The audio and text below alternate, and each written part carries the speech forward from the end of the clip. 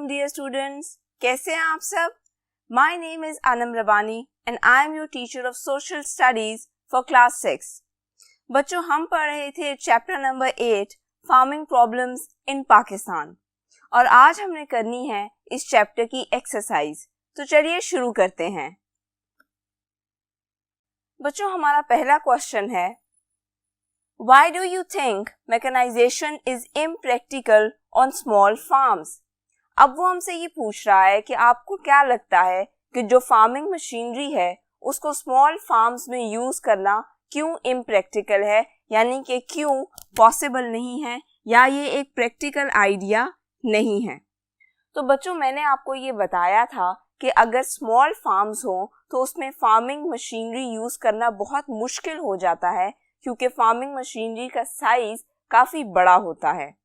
तो अगर उसको किसी जगह मोड़ना है या किसी जगह रखना है तो उसके लिए फार्मिंग एरिया ज़्यादा होना चाहिए, जबकि हमारे यहाँ ये प्रॉब्लम है कि फार्मिंग एरिया थोड़े थोड़े होते हैं और कभी कभी ऐसा भी होता है कि अगर आपका एक फार्मिंग प्लॉट एक जगह है तो साथ ही दूसरा प्लॉट आपका नहीं होता, बल्कि वो दूसरा प्लॉट किसी और जगह पे होता है। तो मतलब आपके लिए फार्मिंग मशीनरी यूज़ करना बहुत मुश्किल हो जाता है। Mechanization is impractical on small farms due to problems like turning the equipment round, यानी कि उस इक्विपमेंट को मोड़ना, जो इक्विपमेंट आप फार्मिंग के लिए यूज़ कर रहे हो, हार्वेस्टिंग के लिए यूज़ कर रहे हो या किसी भी काम के लिए उसका साइज काफ़ी बड़ा होता है, तो उसको मोड़ने के लिए भी आपको काफ़ी जगह चाहिए होती है। तो ये प्रॉब्लम आ जाता है कि अगर आपके फार्म का एरिया छोटा है तो उसको मोड़ने में मुश्किल होती है। Getting from tiny plot to tiny plot, जैसा कि मैंने आपको पहले बताया कि अगर प्लॉट्स छोटे हों, फार्मिंग एरियाज छोटे छोटे हों, तो उस मशीनरी के लिए from one plot to another plot move करना इम्पॉसिबल हो जाता है और उस मशीनरी के लिए बार बार मुड़ना, क्योंकि उस मशीनरी को मुड़ने के लिए ही काफ़ी सारा एरिया चाहिए होता है। और क्योंकि हमारे यहाँ नॉर्मली फार्मिंग प्लॉट्स छोटे होते हैं फार्मर्स के पास, इसलिए मशीनरी या फार्मिंग मशीनरी को यूज करना इम्प्रैक्टिकल होता है।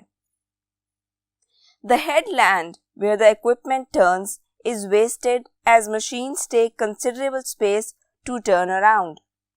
अब जो headland होता है, यानी कि where the equipment turns, जो भी equipment आप यूज कर रहे हो, फार्मिंग equipment, वो जिस जगह टर्न करता है वो ही वेस्ट हो जाता है, क्योंकि वो एरिया काफ़ी ज़्यादा चाहिए होता है और हमारे पास इतना एरिया नहीं होता। और क्योंकि एरिया थोड़ा होता है इसलिए फार्मिंग मशीनरी को यूज़ करना बहुत मुश्किल हो जाता है। अगर आपने फार्मिंग मशीनरी यूज़ करनी ही है तो आपको काफ़ी सारा फार्मिंग एरिया चाहिए, और क्योंकि हमारे फार्मर्स के पास छोटे छोटे फार्मिंग प्लॉट्स होते हैं, इसलिए इस मशीनरी को यूज करना इम्पॉसिबल हो जाता है। That is why mechanization in small farms is impractical. बच्चों, अब हम आ जाते हैं अपने सेकंड क्वेश्चन की तरफ।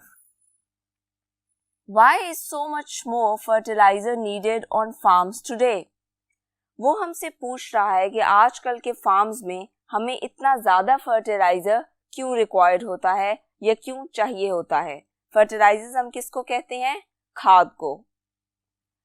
More fertilizer is needed as heavier crops are grown which are expected to feed increasing population.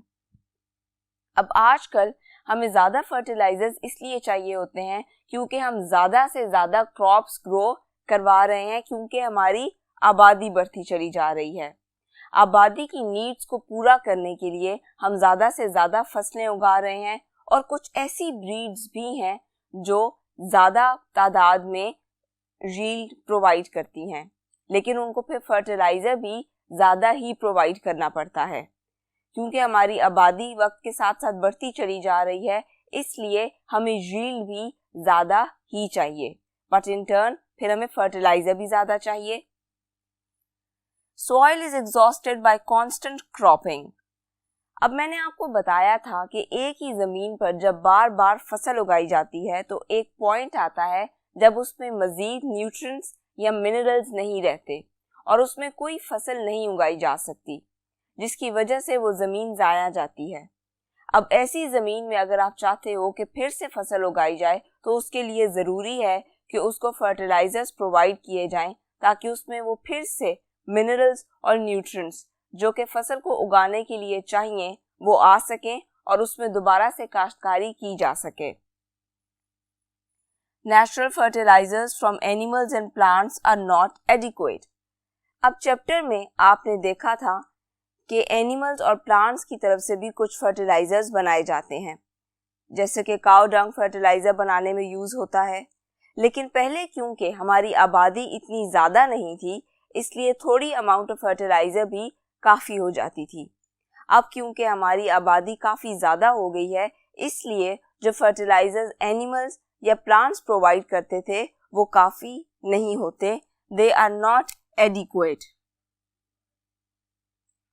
Adequate का मतलब होता है enough. So the fertilizers by animals and plants are not adequate to meet our needs. Our third question is, Sindh is the largest consumer of fertilizers. Why? अब वो हमसे पूछ रहा है कि सिंध प्रोविंस में सबसे ज़्यादा फर्टिलाइजर्स प्रोवाइड करने पड़ते हैं। Why is that so? Sindh is the largest consumer because of greater use of land for farming.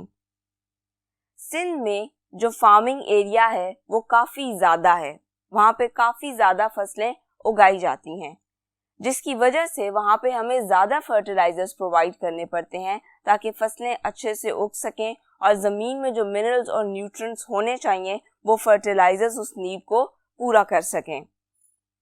Depleting of its natural goodness. और अब क्योंकि वहाँ पे काफ़ी अरसे से फसलें उगाई जा रही हैं, इसलिए सिंध में जो डिफरेंट फार्मिंग एरियाज़ हैं वहाँ पे ज़्यादा से ज़्यादा फर्टिलाइजर्स प्रोवाइड किए जा रहे हैं ताकि बार बार उन ज़मीनों को यूज़ किया जा सके for growing crops and meeting the needs of our population. इसलिए सिंध में ज़्यादा फर्टिलाइजर्स देने पड़ते हैं as compare to other provinces. Waterlogging and salinity have affected the soil, especially in the Indus Delta. अब एक और मसला जो हमें सिंध में फेस करना पड़ता है वो है वाटर लॉगिंग और सैलिनिटी का। वाटर लॉगिंग के बारे में भी मैंने आपको बताया था और सैलिनिटी के बारे में भी।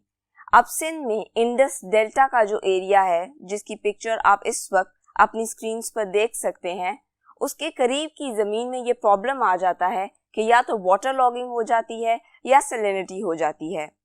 इस प्रॉब्लम को सॉल्व करने के लिए भी हमें ज़्यादा से ज़्यादा फर्टिलाइजर्स प्रोवाइड करने पड़ते हैं ताकि हम उस ज़मीन को अच्छे से यूज़ कर सकें जो कि इंडस डेल्टा के करीब है। अब आ जाते हैं हम अपने नेक्स्ट क्वेश्चन की तरफ। What are the 3 main problems for agriculture that Pakistan faces? उसने हमसे पूछा है कि हमारे फार्मिंग प्रॉब्लम्स में what are the 3 main problems, यानी कि 3 मेजर प्रॉब्लम्स क्या हैं जो हमारे मुल्क को फार्मिंग एरिया में फेस करने पड़ते हैं। Main problems that Pakistan faces with regard to agriculture are small farms. तो मैंने आपको पहले भी बताया कि हमारे मुल्क में ये एक मसला है कि किसानों के पास ज़्यादा एरिया नहीं है क्रॉप्स ग्रो करने के लिए। There are small plots for farming, small farms. हमने पहले क्वेश्चन में भी ये बात डिस्कस की कि फार्मिंग मशीन्स यूज़ करना भी इसीलिए मुश्किल हो जाता है कि जो फार्मिंग एरियाज़ हैं वो बहुत छोटे छोटे एरियाज़ में डिवाइडेड हैं, और कई जगह पे तो ऐसा भी होता है कि अगर किसी किसान का एक प्लॉट एक जगह पर है तो दूसरा प्लॉट किसी दूसरे एरिया में होगा, साथ ही नहीं होगा, जिसकी वजह से वो कोई हैवी मशीनरी यूज़ नहीं कर सकता। और ये चीज़ हमारे काम की स्पीड को स्लो कर देती है, क्योंकि अगर आप मशीनरी यूज़ नहीं कर सकते तो फिर या तो आप जानवरों की मदद लोगे या फिर अपने हाथ से अपना काम करोगे, जबकि अगर मशीनरी यूज़ की जा सके तो काम की स्पीड काफ़ी बढ़ जाती है। दूसरा प्रॉब्लम है लो क्वालिटी सीड्स। अब हमारे यहाँ फार्मिंग में जो सीड्स यूज़ किए जाते हैं वो लो क्वालिटी होते हैं। अब इसकी दो वजूहात हैं। पहली वजह ये कि हमारे मुल्क में इतनी ज़्यादा रिसर्च की ही नहीं जा रही फार्मिंग की फील्ड में, जिसकी वजह से special quality of seeds produce नहीं किए जाते जो कि हमें ज़्यादा यील्ड दे सकें।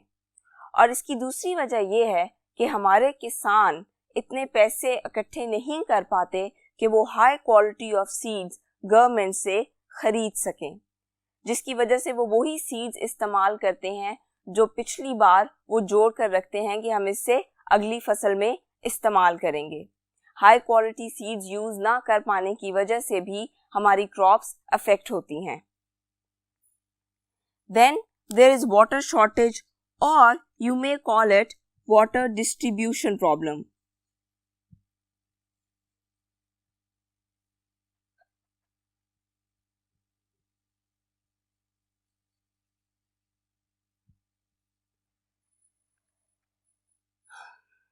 हमारे मुल्क में जो वाटर डिस्ट्रीब्यूशन स्कीम्स हैं या जो वाटर इरिगेशन स्कीम्स हैं उनमें भी प्रॉब्लम आ जाता है। यानी कि ज़मीनों को कभी कभी पानी की बहुत ज़रूरत होती है, लेकिन पानी की सप्लाई से ज़मीन इतनी दूर होती है कि ज़मीन तक पानी पहुंचाना मुश्किल हो जाता है, जिसकी वजह से फसल नहीं उगाई जा सकती। इसके अलावा भी अगर कैनाल्स बने हुए भी हैं तो कभी कभार उनमें सीपेज की वजह से भी कई प्रॉब्लम्स आ जाते हैं और फसलें खराब हो जाती हैं। Then there is waterlogging. Waterlogging होती है कि आपकी ज़मीन में पानी की तादाद इतनी ज़्यादा हो जाती है कि रूट्स को ऑक्सीजन नहीं मिलता, जिसकी वजह से रूट्स खराब होने लग जाती हैं, लूज होने लग जाती हैं और आपकी फसल खराब हो जाती है। इसका हल ये है कि आप कोई ऐसी फसल उगाओ जिसको ऑटोमेटिकली पानी ज़्यादा चाहिए हो।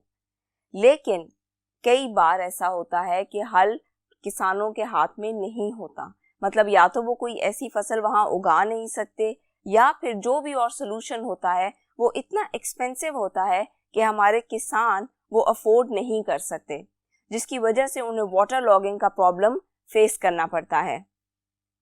Then there is salinity.